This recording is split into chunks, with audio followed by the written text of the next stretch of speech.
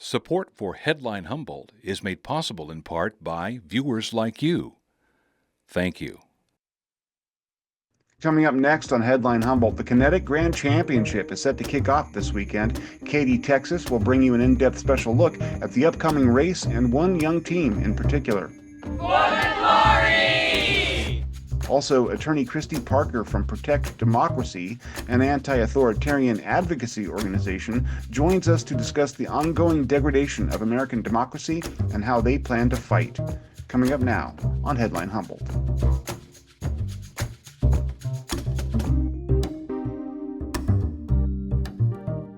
From the top of Humboldt Hill, this is Headline Humboldt. I'm James Falk. Thanks for joining us. One of the great things about Humboldt County is the dauntless and creative spirit of its residents. It's often been observed, rightly so, that artistic people get drawn here, raised here, and have helped to shape this community's character into the dynamic and intellectually diverse place it has become. Never boring, it's a long and proud tradition.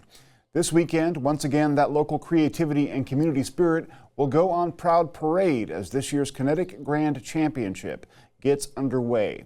Kati Texas will bring us that story.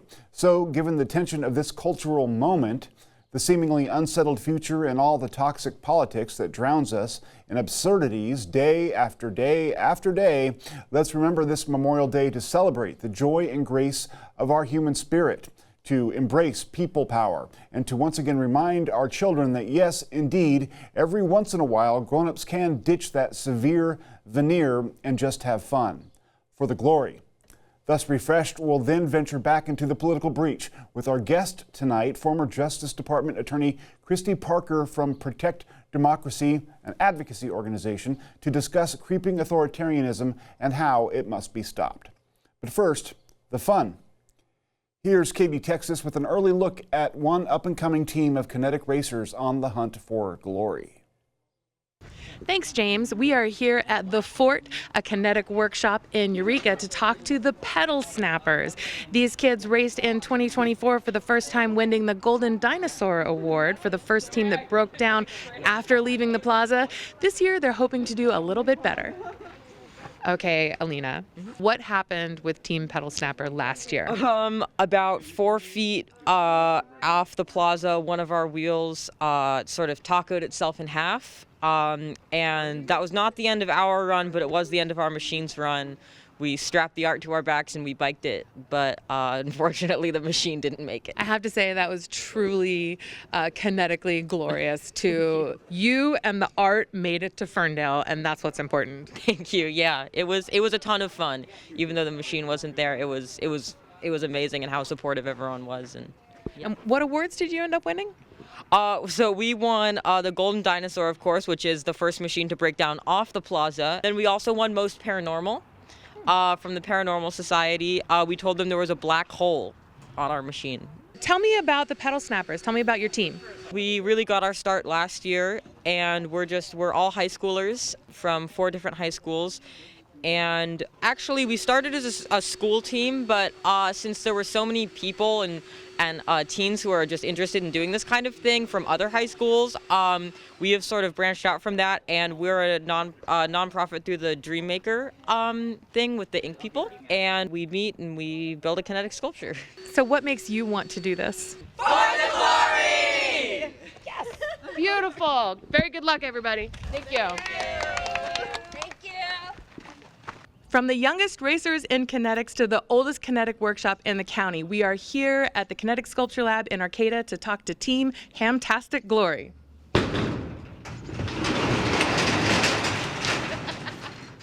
Hello. Hello. Awesome. Great. Hi, Malia. How are preparations for the race going this year?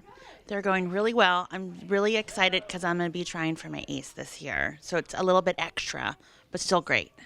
So you run Hamtastic Glory with your co-captain? Yes, my co-captain, Les Newton. Are you doing anything new this year? Our theme this year is Ghoul Scouts Pine Box Derby. It's a mashup of Wednesday Addams and Girl Scouts. I was a Girl Scout my whole life. I worked at a Girl Scout camp. I was the arts and crafts director at the Girl Scout camp I used to work at, Camp Wanaka in San Diego. And so it's just like a spooky mashup of those two fun things together. What are you looking forward to in the race this year? My favorite part of the race is actually going up Lolita Hill. I'm a glutton for punishment, but I just love a very logical and achievable goal. You're at the bottom, you have to get to the top, and you get to the top, and you're a winner. And it's possible. And it's great to hear you like going up Table Bluff. Maybe they'll rename it from Melvin's Mile to Malia's Mile. I would never take that from them ever. I have passed them one year, and that was a lot. But I wasn't acing, and they were. So, but yes, but I really love going up that hill. Yeah. Well, very good luck, and go get some glory. Yes. For the glory, all the time.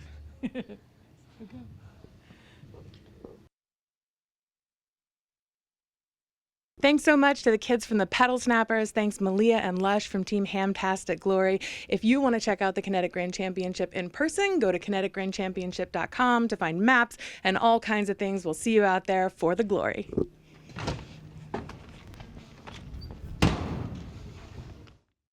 Thanks, Katie, for the glory indeed. And just a quick reminder, the race will start on the Arcata Plaza at noon on Saturday. So hopefully we'll see you guys out there. Incarcerated artists and students have collaborated on a new mural adorning the walls of Cal Poly Humboldt. The project, completed this month, is the result of a partnership between Pelican Bay State Prison and the university and part of a successful initiative led by the Prison Arts Collective, or PAC. Based at San Diego State University with a chapter at Cal Poly Humboldt, PAC provides arts instruction to jails and prisons in California.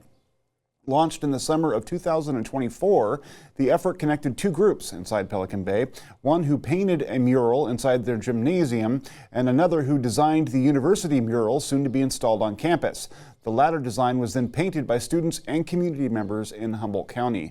The mural depicts an individual in prison working their way through a program called Project Rebound at College of the Redwoods and Cal Poly Humboldt, and then ultimately being released from prison.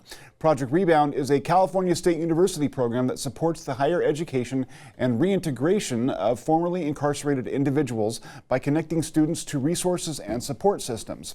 Less than 1% of Project Rebound participants end up back in prison after their release. We'll be right back after this short break. My art is my voice. There's a lot working against the process of life right now. I really wanted to be able to do something greater with our art. Telling a story, an emotional problem that I have come across, and how I try to overcome that using art. And that reading poetry. You've finally broken the barrier of not speaking your truth and you were doing it. Watch now on the Passport app or visit keat.org for broadcast dates and times. Here's my conversation with former Justice Department Attorney Kristy Parker from Protect Democracy, which, as she points out, is fighting to help preserve our system of governance. So Protect Democracy is a nonpartisan nonprofit whose mission is preventing our democracy from declining into a more authoritarian form of government. We do various forms of work and advocacy in order to advance that mission. We do some legal work.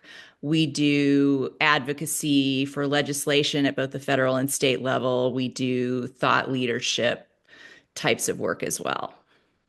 And my role there is, my role there is a counsel. I'm a lawyer. Now, so there's a question. I mean, people think of lawyers and they're like, oh, they drive nice cars sometimes and they can make money. They have the ability to do that. But you're doing something that seems like it's in the public interest. Why do you choose to do this particular kind of work in this moment?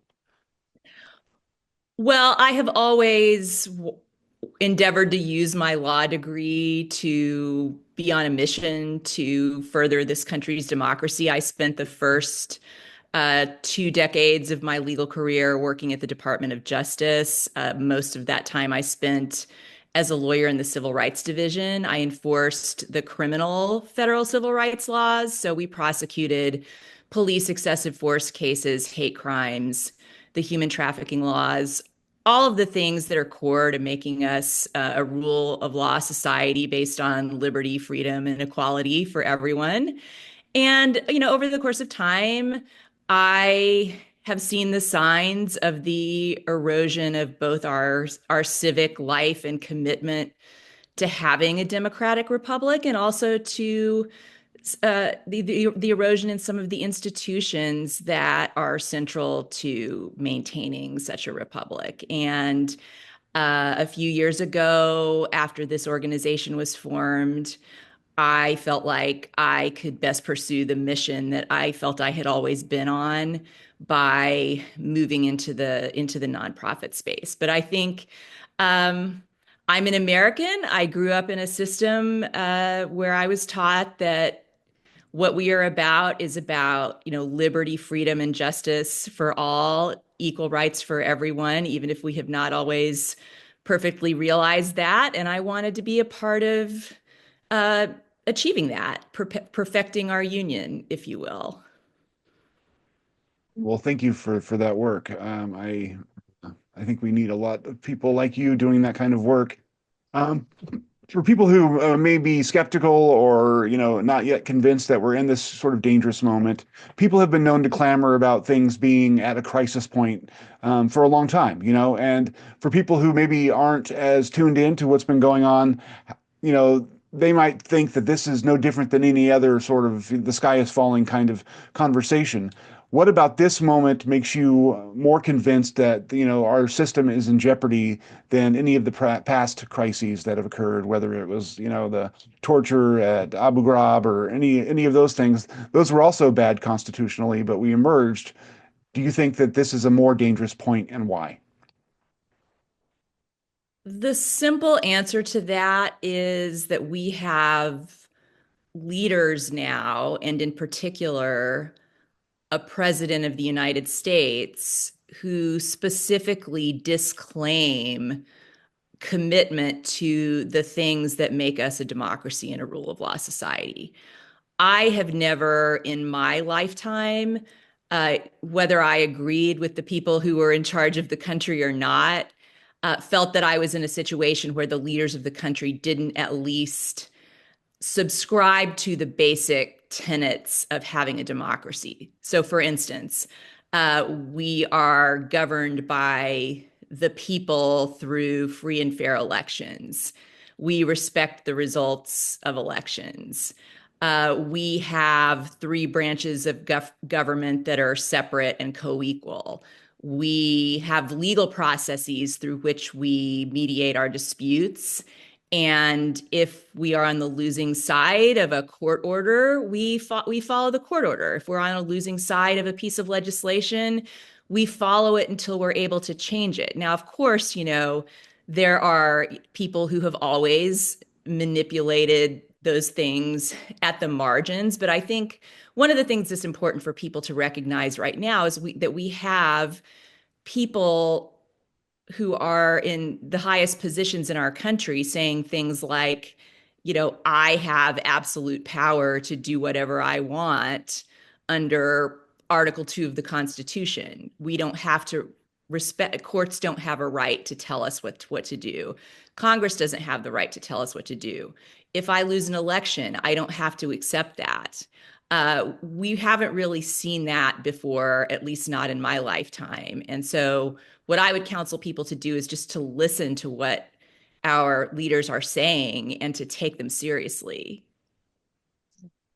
You mentioned the three branches of government, and we're kind of in a moment where two of those branches are captured by one party, and they are all, they're coherently together on everything that they're trying to do, and that makes them effective in getting a lot of things done. But we also have the courts, and we've seen some resistance put up against some of the broader overreaches, I think, from some of the court. From some of the judges. How would you grade how the judiciary is doing in this moment, broadly, but then also with the Supreme Court, who seems to be resisting a little bit more now, changing its tone toward the president, but has let a lot pass already. So, what are your thoughts on how the judiciary is done? Well, I would say that over the course of time, we have had a movement within our courts to enhance the power of the executive branch, certainly at the expense of Congress, and to some extent, maybe to also enhance the power of courts at the expense of Congress and also the people. So that's a movement that has been ongoing, and that really came to a head, I think last summer when the Supreme Court decided the criminal immunity question in Trump versus the United States and recognized for the first time in our history an immunity for the president from criminal prosecutions for actions he might have taken in violation of our laws. So that was a real, you know, enhancing, furthering step of locating a tremendous amount of power in the executive branch at the expense of the other two branches.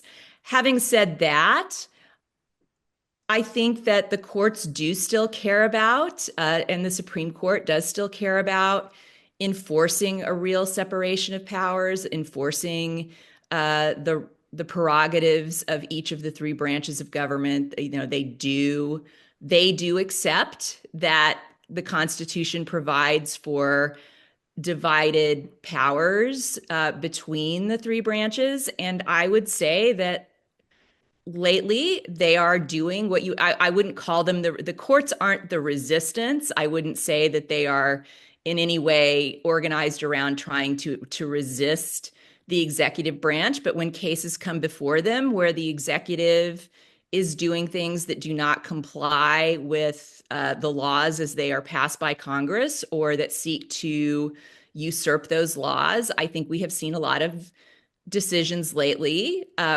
where the courts say, no, you know, you cannot do these things. You can't deport people without due process. You can't invoke the Alien Enemies Act when we are not under an invasion. You can't issue executive orders that curtail the free speech and association rights of people who do things in opposition to your administration. So, you know, we've seen all those things from the courts, and I would expect to continue to see those things because I think that they do take seriously, for the most part, their job to uphold our constitutional system of government. It seems like Trump has flirted with violating court orders and maybe has not overtly done so yet. Although that could be argued, I guess, in the way that he's delayed or not followed through with some things that judges have mandated the administration do. Do you feel like judges have been aggressive enough in holding the president to account in those moments, or the administration to account in those moments? Like, when there is even a hint that there might be some sort of, I mean, is there a more aggressive stance that courts should be taking in those moments? I think they could take a more skeptical view than they have up to this point, especially at the highest levels, especially at the Supreme Court level. There is a lot of good faith on the part of the administration that is assumed by some of the decisions that the court issues. And I would submit that there is reason to believe that the current administration and the current Department of Justice do not have intentions to act in good faith. They don't have an intention of, well, we're going to follow the law and make sure that we can do things and have permission to do things before they do them. They act very much in an opposite way. They do things and then they come to the courts, and basically it's a ask for forgiveness rather than permission. Yeah. maybe without the asking for forgiveness part. I think we've seen a lot of behavior over the last couple of months that is indicative of people who are just going to go out and do things that they want to do, go out and break things when they want to break them, not pay attention to the laws as they know them to be. And when that is the case, I think it's important for the courts to act accordingly and not give them a lot of second chances, to come back and be in compliance. They should take a more skeptical view that these people are not complying and take more stringent steps to try to ensure that they are. One of the most one of the scariest things I think Trump does, from my perspective at least, is when he loses a case or when a judge rules against him, he goes on the attack against the judge and does things that seem to almost put that person's safety at risk. Can you talk a little bit about the damage that can do to the legal system? What your concerns are in terms of how that might impact how well the system operates or can hold him to account? Well, that's one of the signs, I would say, to the point of the question you asked me earlier, for how people should know that we are in a different situation from what we have seen in the past in terms of having a president who truly does not accept the rules and the norms of our system. It is the executive's going to do things, and sometimes the courts are going to say, what you did was wrong. That is a normal occurrence, over time through governance. But when you have the leader of one branch of government, when you have really the most powerful elected official in the country criticizing court, not just the decision. It's one thing to criticize the substance of the decision, but it is quite another to assault the character of the people issuing the decisions, and another thing to question the authority of the courts to even render those decisions in the first place. So yes, it's very dangerous on multiple levels. When he casts aspersions on these people and uses highly vituperative language in which to talk about them, suggests that they are committing treason, or that they're not real Americans, or that they're communists or radical leftists, or whatever language he uses in any particular moment. That paints a picture for some of his most ardent and lawless supporters, who very well could be inspired to do things that are dangerous to the security of the people involved in that system. Like, we read reports about judges getting swatted at their houses, getting pizza deliveries at all hours of the night, people just being harassed because they have been singled out by something the president has said. So the language he uses to go after those people is very dangerous. But it's also dangerous just generally for him to take the position that the courts don't have a right to sit in judgment of the executive branch. The courts don't have a right to say what the law is. That is the kind of statement that strikes at the heart of the whole system and suggests that we should have a very different system, one in which he is more like a king and less like a leader of a branch of government. And again, I would submit that that's not what our founders intended, and it's not really what we should desire to have in this country. I mentioned before Rubicon moments. What are you looking out for as we move forward? I mean, we've only been a little bit more than 100 days, right? And we're all I think there's a collective sense of shock and awe that we've been like, oh my gosh, there's so much going on. It's been so overwhelming from a news perspective, and I'm sure from a legal perspective as well. But what are you watching out for to, if it happened, this would, escalate into, I don't know, emergency territory, right? Maybe we're already there, but what are you watching out for? What are you afraid of in terms of what might develop? It's hard to pinpoint any one thing, and I think it's maybe sometimes even a little bit misleading to think that there's going to be one sort of bright line Rubicon moment. If you look at what political scientists or historians have written about other one-time democracies that have declined into authoritarian systems, it's rarely one big, Independence Day, Armageddon style moment that changes the government from one thing to another thing. It happens incrementally over time. Norms are shattered, rules are shattered and violated sort of one by one. And the window of things that seem acceptable becomes wider and wider and things become more normalized. So I don't know that we're going to see some great big shocking moment, but you certainly can look for things like clear defiance of court orders, deploying the military into our streets to enforce the law against American citizens, to just do to turn our society into a police state, those sorts of things. Attempting to send American citizens to prisons in foreign countries. I mean, these are all things that the president has talked about doing that he has not yet done. There may not be one big moment when we see it happening en masse. It may start happening and have been happening for months or years before we recognize it, which is why it's really important for people to just simply pay attention now and take seriously now that we have people who are openly disclaiming the notion that the rule of law applies, and really be in a situation of be in a state of high alert right now. Would you say that Stephen Miller's suspension of habeas corpus, he threw that out there? Would that be a moment? I mean, that would obviously be an alarming moment. It only happened under, I think, Lincoln during the Civil War, and even he was criticized for it. It seems like that would be intensely problematic.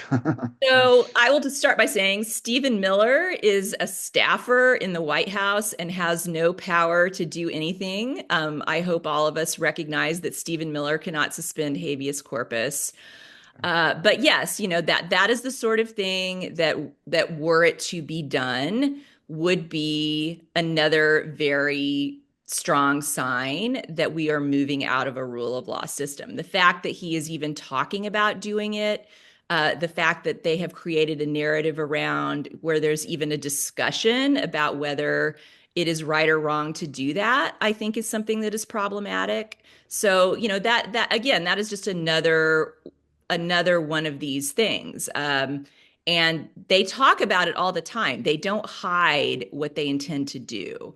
They came to office with a blueprint that they distanced themselves from during the campaign, but that they have since pretty much set out to systematically enact. So there are no secrets here about what they hope to do and what they want to do. So what I would continue to say is just that people should not sit back and wait for some defining moment. The fact that they are even openly discussing doing these things is enough of a sign that everyone needs to be vigilant and rise up against this now. That's it for this week. Thanks for watching. Stay tuned, stay informed.